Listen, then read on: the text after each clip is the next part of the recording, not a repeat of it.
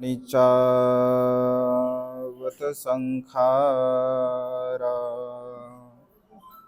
उपादवय धम्मिनो उपजित्वा निरुझन्ति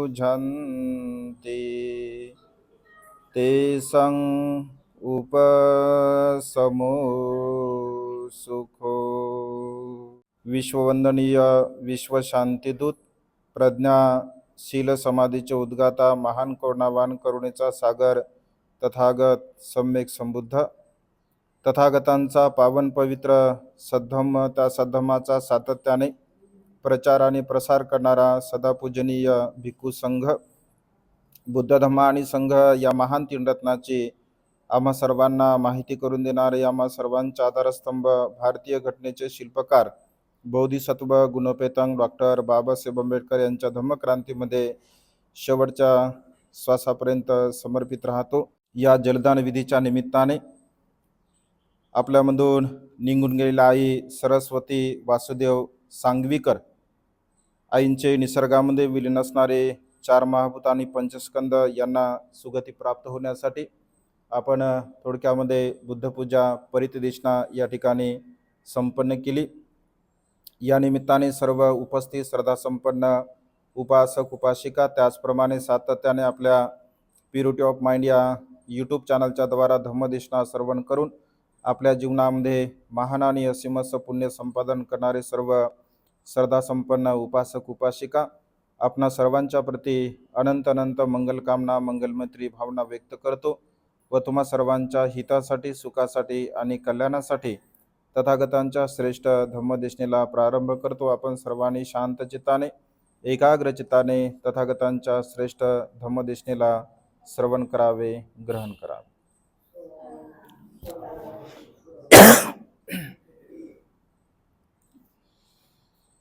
आज आईंचा स्मृती दिन जलदान विधी या ठिकाणी आपण संपन्न करत आहोत। तथागतांच्या श्रेष्ठ तत्वज्ञानाला अनुसरून जन्मास येणारा प्रत्येक सत्व प्रत्येक मनुष्य एक ना एक दिवस मृत्यूला प्राप्त होत असतो। ही निसर्गामधील सर्वश्रेष्ठ सत्य आपण सातत्याने समजून घेतलं पाहिजे, जाणून घेतलं पाहिजे, कारण जिथे जन्म आहे तिथे मृत्यू आहे असं भगवंताने म्हटलं आहे। आणि त्यामुळे कधी ना कधी केव्हा ना कधी कुठे ना कुठे मनुष्य या संसारामध्ये मृत्यूला प्राप्त होत असतो। हा एक निसर्गाचा नियम आहे आणि त्यामुळे या निसर्गाच्या श्रेष्ठ सिद्धांताला आपण समजून घेतलं पाहिजे, जाणून घेतलं पाहिजे, कारण भगवंत असे म्हणतात की मृत्यू हा अटळ आहे। या संसारामध्ये जन्मास येणारा प्रत्येक सत्व प्रत्येक मनुष्य एक ना एक दिवस मृत्यूला प्राप्त होत असतो। परंतु जेवढं काही आपल्याला आयुष्य म्हणजे प्राप्त झालेलं असतं तर ते प्राप्त झालेलं आयुष्य आपण कशा प्रकारे जीवन जगलो, आपण कशा प्रकारे त्या आयुष्याला संपादन केलं, आपण कशा प्रकारे आपल्या जीवनाची वाटचाल केली, या सर्व काही गोष्टीवरती आपल्या जीवनाचं कर्म हे अवलंबून असते। आणि त्यामुळे आपल्या जीवनामध्ये सातत्याने भगवंत असे म्हणतात की आपण कुशल कर्म करावे, पुण्यकर्म करावे, चांगले कर्म करावे आणि चांगल्या प्रकारचं कर्म करून आपलं हे मानवी जीवन दुःखमुक्तीच्या मार्गाकडे घेऊन जाण्याचा आपण सातत्याने प्रयत्न केला पाहिजे। आणि त्यामुळे आपले जे मातापिता असतात तर मातापित्यांच्या प्रती अनंत आणि असीम असे आपले ऋण असतात, कारण भगवंत असे म्हणतात की मनुष्याला संतती का प्राप्त व्हावी, संतती प्राप्त झाली पाहिजे असं मनुष्याला वाटत असते। तर काय कारण आहे, कोणत्या कारणाने मनुष्याला आपली संतती व्हावी असं वाटत असते? मुलगा असो अथवा मुलगी असो, आपल्याला असं वाटतं की आपल्याला संतती असली पाहिजे। तर भगवंत असे म्हणतात की विशेष रूपाने काही कारण भगवंताने सांगितले की प्रत्येक परिवाराला म्हणजे माते पित्यांना असं वाटतं की आम्हाला संतती असावी, तर त्याचे काही कारण भगवंताने सांगितले की आपल्याला संतती का असावी। तर त्यापैकी पहिलं कारण भगवंत असे म्हणतात की मृत्यूच्या पश्चात आपलं उत्तरीय कार्य कोणीतरी करावं। म्हणजे आपण जे काही मृत्यूला प्राप्त होत असतो तर मृत्यूच्या पश्चात आपलं उत्तरीय कार्य संपन्न झालं पाहिजे, कारण ते संपन्न करण्यासाठी आपल्याला संतती असावी। मग मुलगा असो अथवा मुलगी असो, जर समजा मुलगा अथवा मुलगी जर नसेल तर मग त्यांचे अपतेष्ट असतील, नातेवाईक असतील किंवा जवळचे असतील किंवा मग शेजारी पाजारी असतील किंवा अन्य जे काही त्यांना चांगलं मानणारे असतील, तर तशा प्रकारचे लोक त्यांचं उत्तरीय कार्य करू शकतात. परंतु विशेष रूपाने प्रत्येक व्यक्तींची म्हणजे माता पित्यांची अशा प्रकारची इच्छा असते की आमचं उत्तरीय कार्य संपन्न करण्यासाठी आम्हाला संतती असावी. मग तो मुलगा असो अथवा मुलगी असो, एका कारणाने मनुष्य तशा प्रकारची इच्छा व्यक्त करत असतो.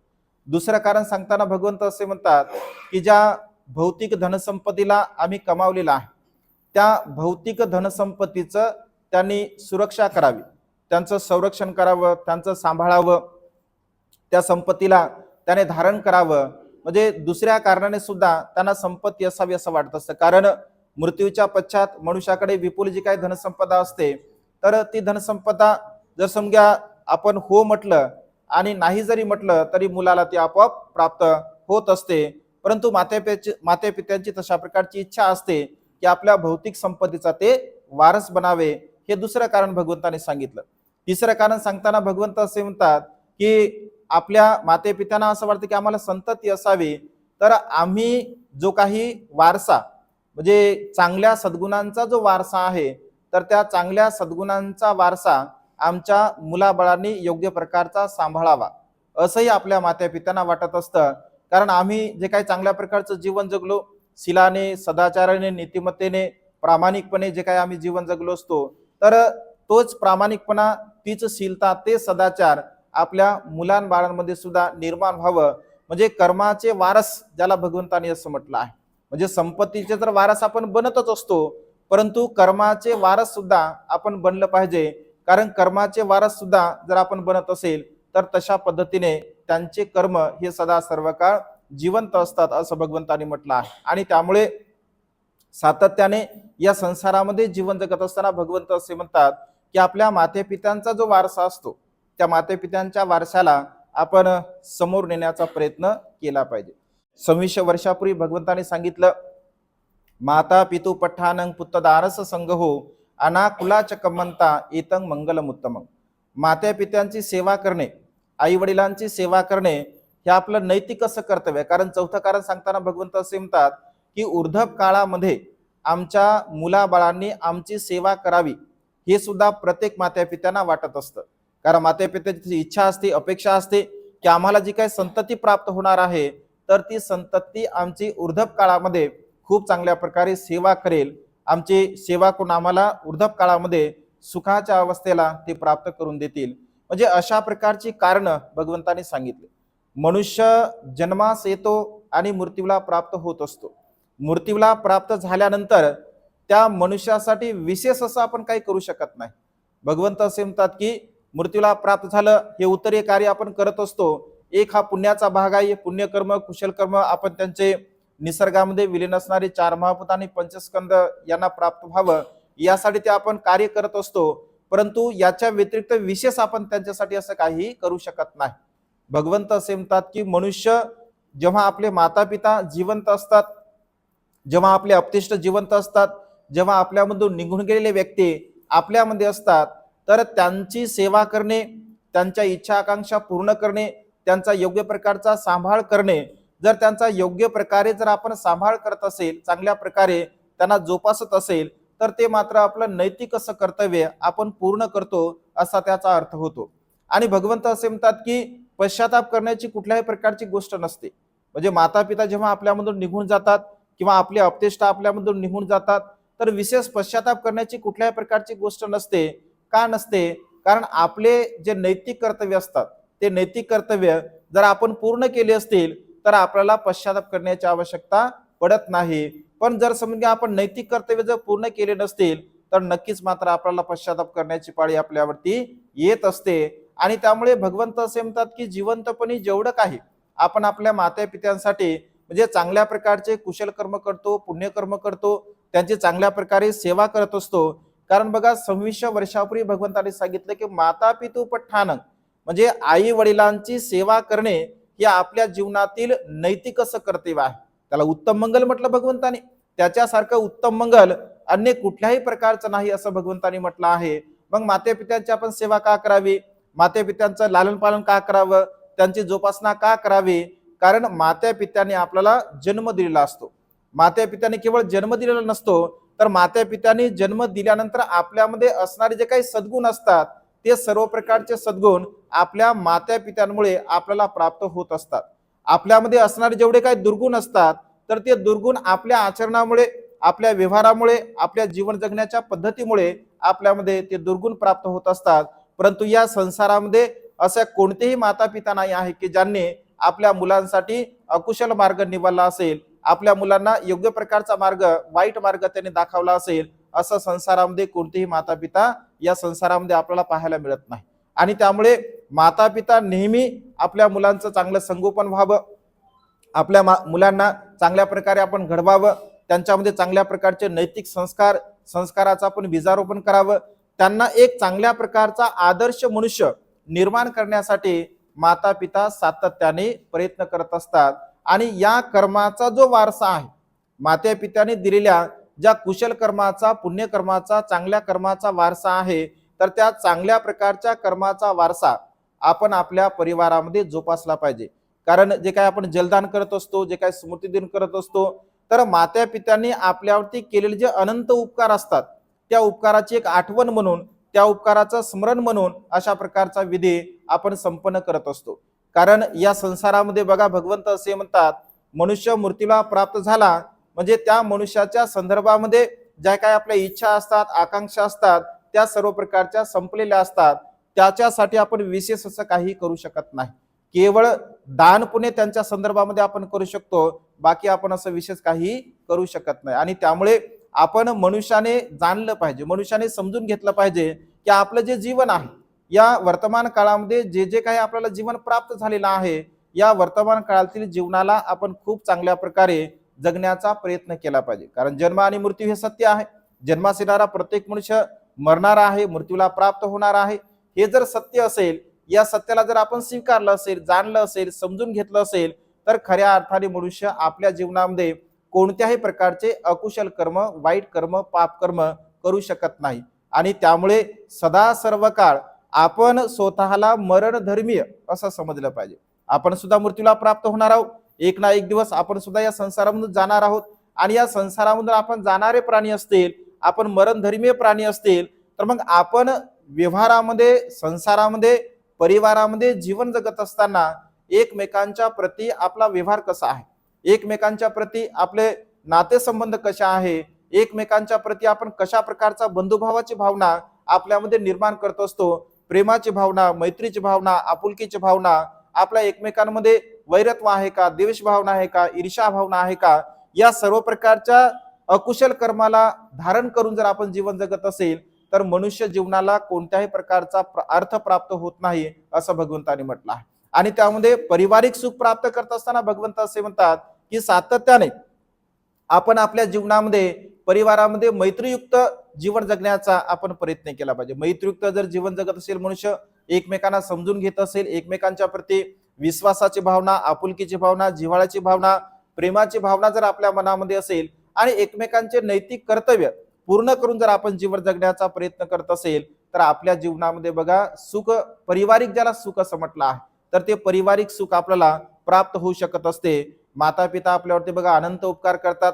आपल्या पोटाला मारून माता पिता आपल्याला खूप चांगल्या प्रकारचं शिक्षण देतात, चांगल्या प्रकारे घडवतात, एक चांगल्या प्रकारचा आदर्श मनुष्य आपल्याला निर्माण करत असतात. आणि त्यामुळे सदा सर्व काळ आपण आपल्या माता पित्यांचा खूप चांगल्या प्रकारे सांभाळ केला पाहिजे. आपल्या जीवनामध्ये आपण स्वतःच्या जीवनाला सुद्धा एक सदाचाराच्या मार्गावरती, नीतिमत्तेच्या मार्गावरती आपण नेण्याचा प्रयत्न केला पाहिजे. जो जो मनुष्य अशा प्रकारचे कुशल कर्म करतो, पुण्यकर्म करतो, चांगल्या प्रकारचे कर्म करत असतो, तर त्या मनुष्याच्या जीवनामध्ये सदा सर्व काळ सुख आणि सुख प्राप्त होत असते. आणि त्यामुळे जीवन जगत असताना आपण सुद्धा चांगल्या प्रकारचे कर्म करावे, पुण्यकर्म करावं. आपल्या मनामध्ये असणारा राग असेल, द्वेष असेल, लोभ असेल, मोह असेल, मीपणा, अहंपणा, गर्व, ईर्ष्या, या सर्व प्रकारच्या विकाराला आपण पूर्णपणे नष्ट करण्याचा प्रयत्न केला पाहिजे. आणि कर्म हे सदा सर्व काळ आपले चांगले असले पाहिजे. कारण मनुष्याची संपत्ती, मनुष्याचे माता पिता, मनुष्याचे जे काय आप्तेष्ट, नातेवाईक, नातेबंधू हे आपले खऱ्या अर्थाने वारस नसतात असं भगवंतांनी म्हटलं आहे. हे जे काही नाते असतात, आपले माता पिता असेल, बहीण भाऊ असेल, किंवा अन्य प्रकारचे आपले अपतेष्ट मित्रमंडळ जर असतील, हे नाते काही क्षणापुरते नैतिक दृष्टिकोनातून या व्यवहारामध्ये असतात, परंतु कर्म हे जे नातं आपलं आहे, हे कर्माचं नातं आपल्या सोबत येत असते, हे कर्माचं नातं आपल्या सोबत असते आणि कर्मरूपाने मनुष्य या संसारामध्ये जिवंत असतो आणि कर्मरूपाने या संसारामधून मनुष्य मृत्यूला प्राप्त होत असतो. आणि त्यामुळे जर आपले चांगले कर्म असतील, कुशल कर्म असतील, पुण्यकर्म असतील, तर खऱ्या अर्थाने आपण सुखाच्या अवस्थेला म्हणजे प्राप्त होत असतो.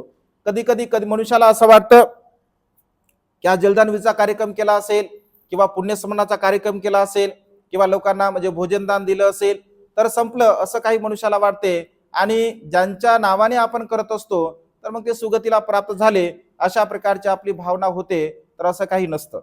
म्हणजे मनुष्य हे आपलं नैतिक कर्तव्य आहे, उत्तरीय कार्य आहे, ते आपण करत असतो, परंतु सुखाची अवस्था किंवा दुःखाची अवस्था किंवा स्वर्गलोकाची अवस्था किंवा नरगतीची अवस्था जी आहे तर ती आपल्या कर्मावरती डिपेंड आहे, आपल्या कर्मावरती अवलंबून आहे. भगवंत असे म्हणतात की जशा प्रकारचे कर्म मनुष्याचे असतील तशा प्रकारे मनुष्याच्या जीवनामध्ये मनुष्याला गती प्राप्त होत असते. भगवंताच्या काळातील बघा एक उदाहरण, अशाच प्रकारे श्रावस्तीमध्ये एक व्यक्ती मृत्यूला प्राप्त होतो आणि त्याच्या मुलाला असं वाटतं की मी खूप चांगल्या प्रकारे हा कार्य केलेला आहे, उत्तरीय कार्य केला आहे. आणि तो भगवंताकडे जातो आणि भगवंताला म्हणतो की भगवान, तुम्ही तर जगाचे कल्याण करते आहात, तुम्ही तर सम्यक संबुद्ध आहात, तुम्ही तर मनुष्याची गती जाणता की कोणता मनुष्य कोणत्या अवस्थेला प्राप्त झाला आहे, तो सुखाच्या अवस्थेला प्राप्त झाला की दुःखाच्या अवस्थेला प्राप्त झाला, तो स्वर्गामध्ये गेला की नरकामध्ये गेला, असं तुम्ही जाणता. भूत भविष्य वर्तमान सर्व काही तुम्ही जाणता, तुम्ही परचित्त ज्ञानी आहात. भगवान मला सांगा, माझे पिता मृत्यूला प्राप्त झाले तर माझे पिता म्हणजे स्वर्गामध्ये गेले का नरकामध्ये गेले, तर ते तुम्ही सांगावं. अशा प्रकारे तो तरुण भगवंताला प्रश्न करतो. भगवंत असतात, मनुष्याच्या मनाच्या मानसिकतेला जाणून भगवंत उपदेश करत असतात.